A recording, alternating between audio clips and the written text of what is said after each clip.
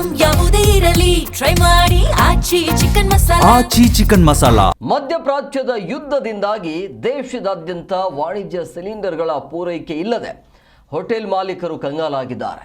ಸಿಲಿಂಡರ್ಗಳು ಇಲ್ಲದ ಕಾರಣ ಸೌದೆ ಒಲೆಗಳಲ್ಲಿ ಅಡುಗೆ ಮಾಡುವ ಸ್ಥಿತಿ ಉಂಟಾಗಿದೆ. ಇತ್ತ ಬೆಂಗಳೂರಿನ ಹಲವು ಹೋಟೆಲ್ಗಳಲ್ಲಿ ಇದೇ ಸ್ಥಿತಿ ಈಗ ಮುಂದುವರಿತಾ ಇದೆ. ಊಟ ಮತ್ತು ಕಾಫಿ ಟೀ ಮಾಡೋದಕ್ಕೆ ಸೌದೆ ಒಲೆ ಮತ್ತು ಕರೆಂಟ್ ಸ್ಟವ್ಗಳ ಮೊರೆ ಹೋಗುವಂಥ ಪರಿಸ್ಥಿತಿ ಎದುರಾಗಿದೆ, ಹೋಗಿದ್ದಾರೆ. ಸೊ ಬೆಂಗಳೂರಿನಲ್ಲಿ ಗ್ಯಾಸ್ ಸಿಗದೆ ಪರದಾಡುವಂಥ ಪರಿಸ್ಥಿತಿ ಅಂತೂ ನಿರ್ಮಾಣ ಆಗಿದೆ.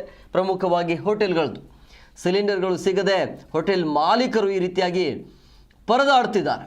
ಸೌದೆ ಒಲೆ ಮೊರೆ ಹೋಗಿರುವಂಥದ್ದು ಮಾಲೀಕರು ಅನಿವಾರ್ಯವಾಗಿ, ಅಂದರೆ ಗ್ರಾಹಕರನ್ನು ಉಳಿಸ್ಕೊಳ್ಬೇಕಾಗತ್ತೆ. ಸೊ ಗ್ರಾಹಕರು ಇಲ್ಲ ಅಂತಂದರೆ ಈಗ ಬಂದ್ ಮಾಡಿಬಿಟ್ರೆ ಇನ್ನೇನೋ ಆಗುತ್ತೆ, ನೆಕ್ಸ್ಟ್ ಹೋಟೆಲ್ಗೆ ಬರೋದಿಲ್ಲ ಗ್ರಾಹಕರು. ಸೊ ಹಂಗೋ ಹಿಂಗೋ ಹೆಂಗಾದರೂ ಮಾಡಿ ಒಟ್ಟಿನಲ್ಲಿ ಗ್ರಾಹಕರನ್ನು ಉಳಿಸ್ಕೊಳ್ಬೇಕು, ಅದರ ಜೊತೆಗೆ ಇರುವಂಥ ರೇಟನ್ನೇ ಹಾಕಬೇಕು ಅಂಥೇಳಿ ಅವರ ಮಾಲೀಕರು ಹೇಳಿಕೆಯನ್ನು ಕೊಡ್ತಾ ಇರುವಂಥದ್ದು. ಆದರೆ ಕೆಲ ಹೋಟೆಲ್ಗಳಲ್ಲಿ ರೇಟ್ ಕೂಡ ಜಾಸ್ತಿ ಆಗಿದೆ ಅಂತ ಜನ ಕೂಡ ಬೇಸರವನ್ನು ಹೊರಹಾಕ್ತಿದ್ದಾರೆ. ಗ್ಯಾಸ್ ಸಿಗ್ತಾ ಇಲ್ಲ, ವಿಪರೀತವಾಗಿ ರೇಟ್ ಹಾಕ್ಲಾಗ್ತಾ ಇದೆ, ನಾವೇನು ಮಾಡೋಣ ಅಂಥೇಳಿ ರೇಟ್ ಜಾಸ್ತಿ ಮಾಡ್ತಿದ್ದಾರೆ ಕೆಲವೊಂದಿಷ್ಟು ಹೋಟೆಲ್ಗಳಲ್ಲಿ ಅನ್ನೋದು. ಕಾಫಿ ಟೀ ರೇಟ್ ಕೂಡ ಜಾಸ್ತಿ ಆಗಿದೆ. ಸೊ ಇದೆಲ್ಲ ಸಮಸ್ಯೆ ಕೂಡ ಇದೆ. ಸೊ ಹಂಗಾಗಿ ಇದು ಒಂದು ಕಡೆ ಸಮಸ್ಯೆ. ಆದರೆ ಈ ಚಿಕ್ಕಬಳ್ಳಾಪುರ ಅಂತ ಬಂದಾಗ, ಅಲ್ಲಿ ಪ್ರವಾಸಿಗರು ಜಾಸ್ತಿ ವೀಕೆಂಡ್ ಅಂತ ಬಂದಾಗ, ಅಲ್ಲೂ ಕೂಡ ಹೋಟೆಲ್ ಮಾಲೀಕರು ಸೌದೆ ಒಲೆ ಮುಖಾಂತರ ಅಡುಗೆ ಮಾಡಿ ಬರುವಂಥ ಪ್ರವಾಸಿಗರನ್ನು ಹಾಕ್ತಿದ್ದಾರೆ. ಆದರೆ ಅಲ್ಲಿ ಪ್ರವಾಸಿಗರು ಹೇಳ್ತಾ ಇರುವಂಥದ್ದು ಪರವಾಗಿಲ್ಲ, ಇದೇ ಅಡುಗೆ ಚೆನ್ನಾಗಿದೆ, ಅರ್ಧ ಗಂಟೆ ಲೇಟ್ ಆದರೂ ಪರವಾಗಿಲ್ಲ, ಈ ಅಡುಗೆ ಚೆನ್ನಾಗಿದೆ, ಊಟವನ್ನು ಚೆನ್ನಾಗಿ ಬಡಿಸಲಾಗ್ತಿದೆ ಅಂಥೇಳಿ ಅವರು ಹೇಳ್ತಾ ಇರುವಂಥದ್ದು. ಒಬ್ಬರಿಗೆ ಇದು ಅನುಕೂಲ ಆದರೆ ಮತ್ತೊಬ್ಬರಿಗೆ, ಅಂದರೆ ಅಡುಗೆ ಮಾಡೋರಿಗೆ ಸಾಕಷ್ಟು ಸಮಸ್ಯೆ ಆಗತ್ತೆ, ವಿಪರೀತವಾಗಿ ಸಮಯ ಹಿಡಿಯುತ್ತೆ. ಸೊ ಈ ರೀತಿ ಸಮಸ್ಯೆ ಇದೆ. ಒಟ್ಟಿನಲ್ಲಿ ಈ ಯುದ್ಧದ ಎಫೆಕ್ಟ್ನಿಂದಾಗಿ ಆಗ್ತಾ ಇರುವಂಥ ಸಮಸ್ಯೆಗಳು ಇದು.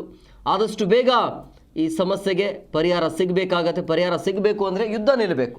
ಯುದ್ಧ ನಿಂತಿಲ್ಲ ಅಂತಂದರೆ ಈ ರೀತಿಯ ಸಮಸ್ಯೆ ಕಂಟಿನ್ಯೂ ಆಗುತ್ತೆ, ಕಂಟಿನ್ಯೂ ಆಗದೇ ಇರಲಿ.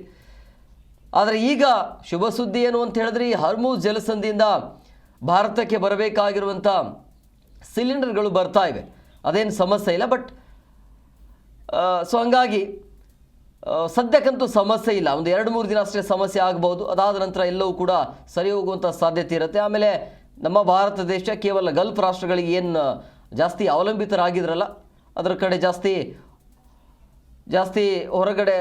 ಅವರ ಜೊತೆಗೆ ಅವಲಂಬಿತರಾಗಕ್ಕೆ ಅವಕಾಶ ಮಾಡಿಕೊಡಬಾರ್ದು. ಈಗ ಬೇರೆ ಬೇರೆ ದೇಶಗಳ ಮುಖಾಂತರ ತರಿಸುವಂಥ ಕೆಲಸವನ್ನು ಮಾಡಬೇಕಾಗತ್ತೆ, ಡಿಲೇ ಆಗಲಿ.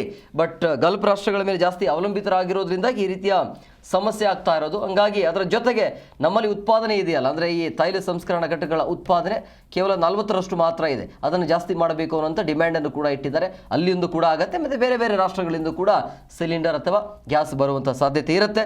ಸೊ ಹಂಗಾಗಿ ನೀವು ಆತಂಕದಲ್ಲಿ ಇರುಕೂಡದು. ಬಟ್ ರೇಟ್ ಕೂಡ ಯಾರು ಕೂಡ ಜಾಸ್ತಿ ಮಾಡಬಾರ್ದು.